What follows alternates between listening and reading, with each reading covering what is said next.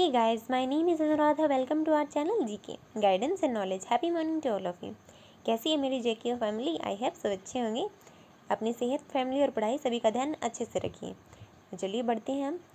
आज की हमारी वीडियो है, ये आपको फ़ायदा पहुंचाएगी इन सभी एग्जाम्स के साथ साथ हर उस एग्ज़ाम में जहाँ पे करंट अफेयर्स और स्टैटिक क्वेश्चन दोनों ही पूछे जाते हैं।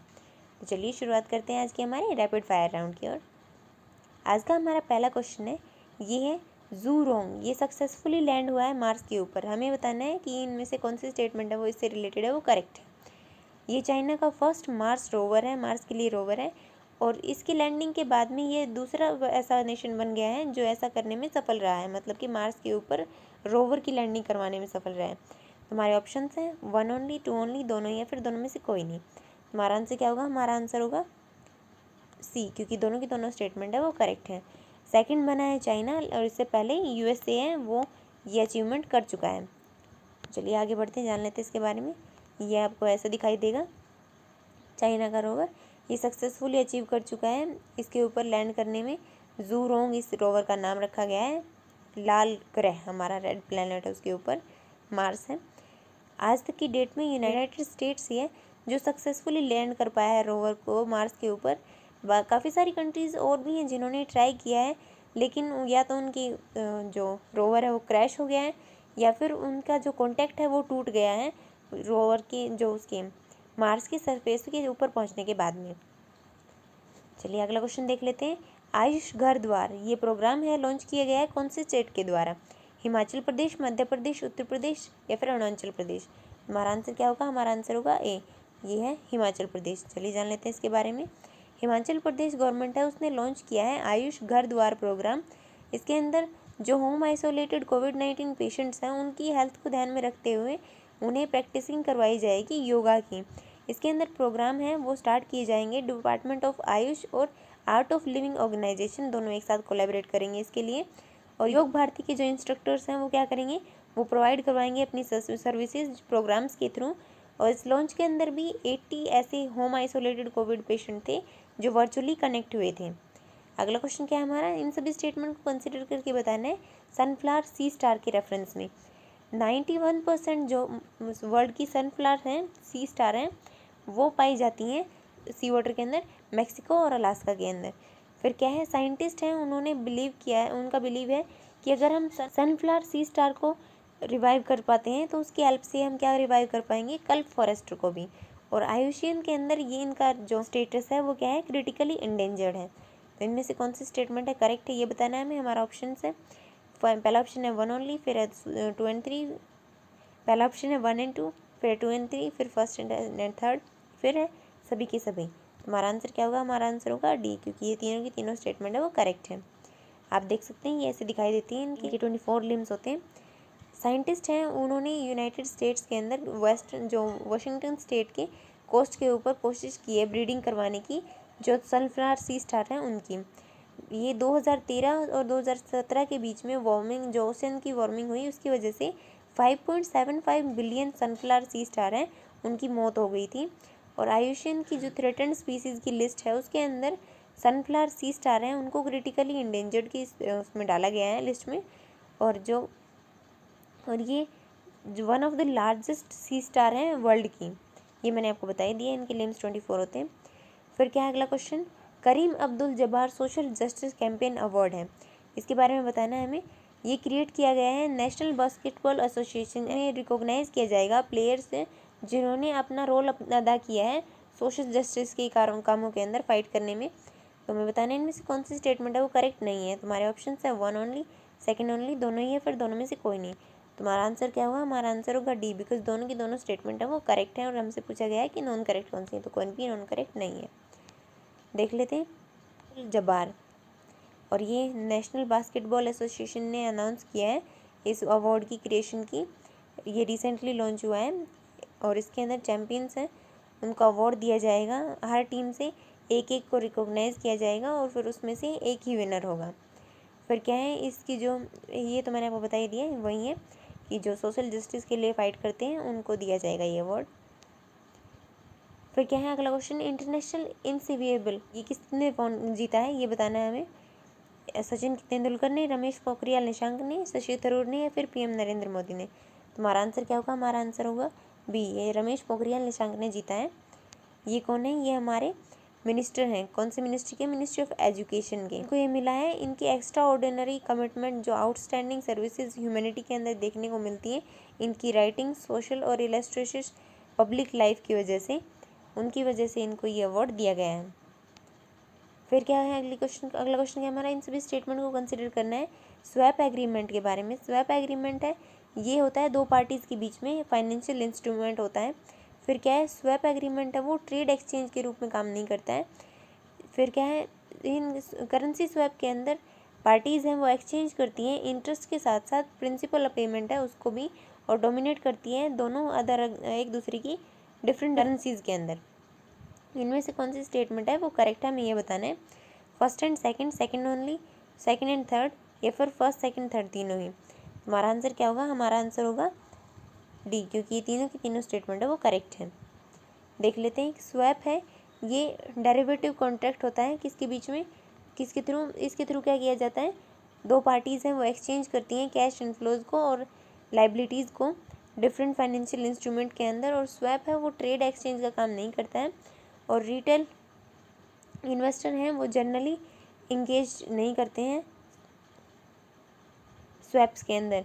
और करेंसी स्वैप है, इसके अंदर एग्रीमेंट होता है दो पार्टीज़ के बीच में और एक्सचेंज होता है इंटरेस्ट और पेमेंट, और प्रिंसिपल जो डिनोमिनेशन है उसके अंदर, और दोनों ही अलग अलग करेंसीज के अंतर करते हैं।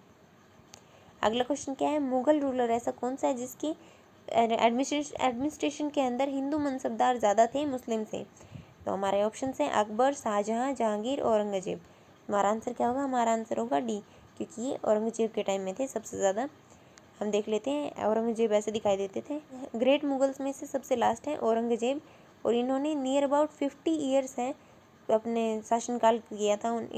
इनका शासनकाल नियर अबाउट 50 ईयर्स रहा था, और इनके टाइम पे ग्रेट जो फिज़िकल बाउंड्री है, जो फिज़िकल साइज़ है इनके रूलिंग का, वो काफ़ी ज़्यादा बढ़ गया था। लेकिन इनकी डेथ के बाद में या फिर इनके जाने के बाद में डिक्लाइन हो गया था मुगल एम्पायर का। इसके अंदर क्या देखने को मिला था? क्योंकि इनकी ब्यूरोक्रेसी के अंदर क्या हुआ था? करप्शन है वो बहुत ज़्यादा बढ़ गया था, और आर्मी है उसकी टैक्टिक्स और वेपनरी वो भी दोनों ही बहुत पुरानी हो गई थी। हालांकि औरंगजेब ने इसे रिस्टोर करने की कोशिश की थी और डोमिनेंस को बढ़ाने की कोशिश की थी, एक्सपेंड भी किया था साउथ वेस्ट की तरफ, लेकिन जब तक वो जिंदा थे उसके बाद में इसका जो कोलैप्स होना स्टार्ट हो गया था। अगला क्वेश्चन क्या है हमारा? इन सभी स्टेटमेंट को कंसिडर करके बताना है किसकी रिस्पेक्ट में, हमें बताना है ट्रांसफैट के बारे में। तो ट्रांसफैट है वो फॉर्म होता है अनसैचुरेटेड फैट का, जो कि क्रिएट होता है जिसके अंदर कन्वर्ट किया जाता है लिक्विड वेजिटेबल ऑयल को semi solid particle hydrogenated oil के अंदर। फिर क्या है? ट्रांसफैट है वो प्रोड्यूस किया जाता है आर्टिफिशियली, ये ऑकर नहीं होता है, नेचुरली नहीं होता है, ये इसे बनाया जाता है। ट्रांसफैट है वो ओनली रेज करता है, ट्रांसफैट है वो सिर्फ रेज नहीं करता है टोटल कोलेस्ट्रॉल को, बल्कि जो गुड कोलेस्ट्रॉल है उसकी जो मात्रा को भी रिड्यूस कर देता है। हमें बताना है इनमें से कौन सी स्टेटमेंट है वो इनकरेक्ट है। फर्स्ट एंड थर्ड, हमारे ऑप्शन थे first and third, second only, दोनों सभी की सभी स्टेटमेंट, या फिर इनमें से कोई नहीं। हमारा आंसर क्या होगा? हमारा आंसर होगा बी, क्योंकि सेकंड स्टेटमेंट है वो सिर्फ इनकरेक्ट है, बाकी सभी करेक्ट हैं। देख लेते हैं। ट्रांसफैट है वो फॉर्म होती है अनसैचुरेटेड फैट की, जो कि एसोसिएट होता है जिसकी वजह से नेगेटिव हेल्थ के ट्रांसफैट है वो फॉर्म होता है अनसैचुरेटेड फैट के अंदर। ट्रांसफैट है वो फॉर्म है अनसैचुरेटेड फैट की, इसकी वजह से हमारी हेल्थ के ऊपर काफ़ी सारे नेगेटिव इम्पैक्ट बढ़ते हैं। और आर्टिफिशियल ट्रांसफैट है वो क्रिएट होता है हाइड्रोजनरेशन की प्रोसेस के अंदर, जो कि कन्वर्ट कर देता है लिक्विड वेजिटेबल ऑयल को semi solid particularly hydrogenated oil के अंदर। और ट्रांसफैट है वो पाया जाता है नेचुरली भी मीट और डेयरी प्रोडक्ट के अंदर, और इसे सैचुरेटेड फैट रेज किया जाता है। जो ये तो मैंने बता ही दिया आपको, सैचुरेटेड फैट है वो टोटल कोलेस्ट्रॉल लेवल को ही नहीं, बल्कि जो गुड कोलेस्ट्रॉल होता है उसको भी रिड्यूस कर देता है।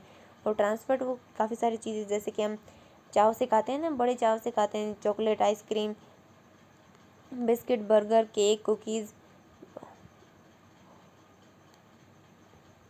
फ्रेंच फ्राइज़ हैं, चिकन है, पिज़्ज़ा है, और ब्रेड है, पेस्ट्री है, पफ्स हैं, इन सबको बड़े चाव से खाते हैं। इन सभी के अंदर ट्रांस फैट देखने को मिलता है। आगे से ध्यान से खाना। अगला क्वेश्चन क्या है हमारा, सैफी लम्फी ये एक ट्रेडिशनल टेक्सटाइल फैब्रिक है। इसे जीआई प्रोडक्ट माना गया है, जीआई टैग दिया गया है इस प्रोडक्ट को। तो हमें बताना है कौन से स्टेट से बिलोंग करता है, मणिपुर से, मेघालय से, जम्मू कश्मीर से, नागालैंड से। तो हमारा आंसर क्या होगा, हमारा आंसर होगा मणिपुर से। आगे देख लेते हैं। सैफी लम्फी एक ट्रेडिशनल टेक्सटाइल फैब्रिक है जिसके अंदर वुवन और एम्ब्रॉयडरी की जाती है। यूजुअली इसे सॉल के रूप में देखा जाता है, बनाया जाता है। और ये एम्ब्रॉयडरी है, इसके अंदर कॉटन ट्रेंड्स हैं, वो जनरली मिटाई वुमन है वो मणिपुर की, वो करती हैं। और इस फैब्रिक को पास्ट में प्रेजेंट किया जाता था एक गिफ्ट ऑफ ऑनर के रूप में, जिसे मानाफी कहा जाता था, और जो इसे सोल्जर्स को दिया जाता था उनकी ब्रेवरी के लिए, जो उन्होंने सक्सेसफुल वॉर लड़ी थी उसके लिए। और इसके अंदर ये नागाज को भी गिफ्ट में दिया गया था, प्रेज वर्दी चीफ के होने के नाते मणिपुर के किंग के द्वारा। अगला क्वेश्चन क्या हमारा, इन सभी स्टेटमेंट को कंसिडर करके बताना है कि इनमें से 1935 का जो गवर्नमेंट ऑफ इंडिया एक्ट आया था उसमें क्या क्या चेंजेस किए गए थे। तो हमारा पहला ऑप्शन है प्रोविंशियल ऑटोनॉमी दी गई थी, फिर डायरकी दी गई थी सेंटर के अंदर, फिर बाइकैमेरिकल लेजिस्लेचर दिया गया था। तो हमारे ऑप्शन है 1 and 2, 2 and 3, 1 and 3, या फिर इनमें से ये सभी। हमारा आंसर क्या होगा, हमारा आंसर होगा डी, क्योंकि ये सभी की सभी स्टेटमेंट करेक्ट हैं। देख लेते हैं। अगस्त 1935 के अंदर क्या हुआ था, गवर्नमेंट ऑफ इंडिया एक्ट है, वो लॉन्गेस्ट एक्ट है जो कि गवर्नमेंट ऑफ इंडिया एक्ट के नाम से, एक्ट 1935 के नाम से जाना गया था, ब्रिटिश एक्ट पार्लियामेंट के अंदर। इसके अंदर गवर्नमेंट ऑफ बर्मा एक्ट 1935 को भी इंक्लूड किया गया था।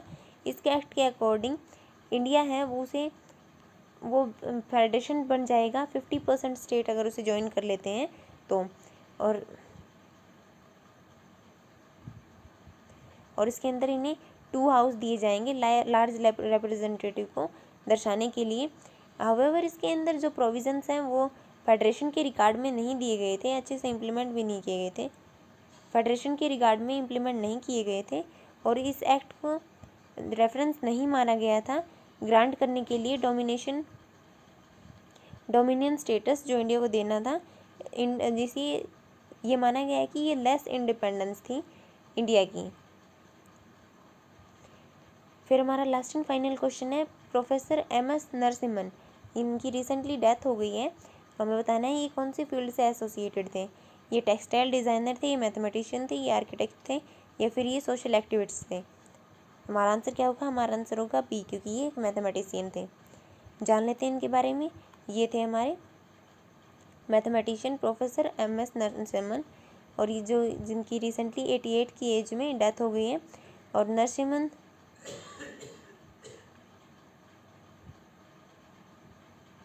ये जाने जाते हैं नरसिम्हन सेसुद्री थ्योरम के लिए भी।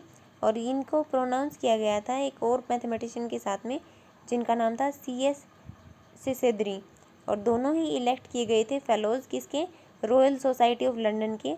और ये एक ओनली इंडियन थे जिन्होंने रिसीव किया था किंग फिशले इंटरनेशनल प्राइज़ साइंस की फील्ड।